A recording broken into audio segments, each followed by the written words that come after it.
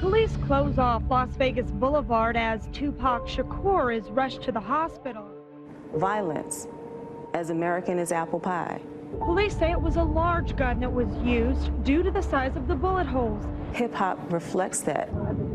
It's like a beef between the East and the West Coast. When Pac died, I just couldn't believe it because I thought Pac was Superman. He sold about 20 million albums, one of the defining artists of hardcore gangster rap. We're still reeling from Tupac's death. Notorious Big, B.I.G., a notorious rap singer, was shot and killed. It all felt very familiar, even though, I didn't know Big. It felt like I knew him.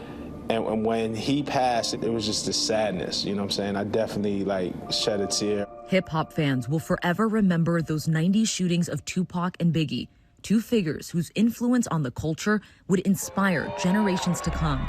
The deaths of Biggie and Tupac were the first prominent gun violence deaths in hip-hop. Hip-hop does not exist in a vacuum. There's all of this context. It's a part of this larger American culture and landscape.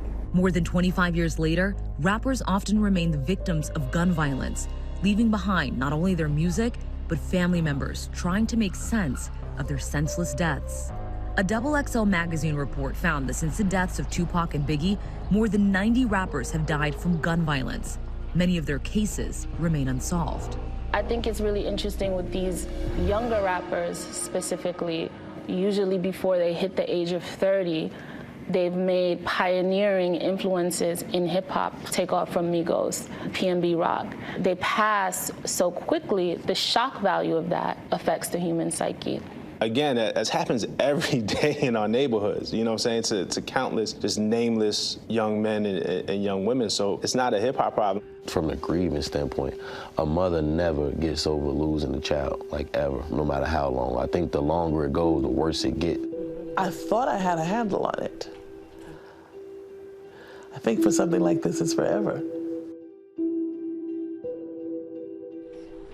Audrey Jackson's photo album holds some of her last personal memories with her son before he died, a victim of gun violence.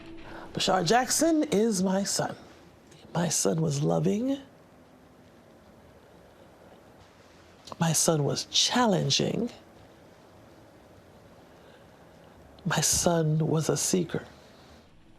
Pop Smoke, son of Audrey and Greg Jackson and Brooklyn's own, was known to the world as the voice behind platinum-selling hits like Welcome to the Party. Baby, welcome to the party. I hit the boy up and then I go skating a Rari. Baby, welcome to the party. And the viral track Dior. Christian Dior. I'm up in all the stores. Many praised him as the next big hip-hop star, the artist who would bring New York rap back to the forefront. But he'd never see 11 of his songs go platinum or accept his 5 Billboard awards. I don't know that they're better days. I just think they're just days, Maybe the better days in something like that is the day when I feel it, but it's not a loss, it's just a remembering. On February 19th, 2020, Pop Smoke died at just 20 years old.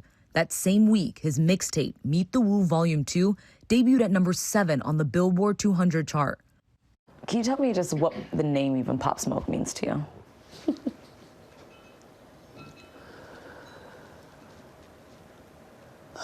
Pop Smoke. That's a persona that he created for one of the phases of his life's work. That persona was always supposed to live, but that wasn't going to be the be-all and end-all of who he came here to be. So Pop Smoke is the artist, the sweet talker, the charmer. Sometimes I can't be Pop Smoke's mom. I'll always be Bashar's mommy.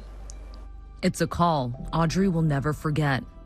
The voice on the other line, Shiv, an A&R rep from Pop Smoke's label. It didn't hit until I actually saw his body, which was a few days in.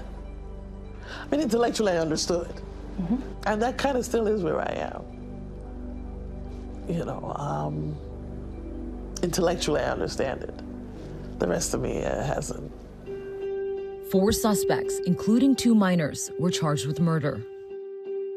I was never angry at that 14-year-old or the 17 and 16-year-old. I was never angry at them. can't hate that little boy. Why not? Because his mom didn't raise him to go kill Pop Smoke.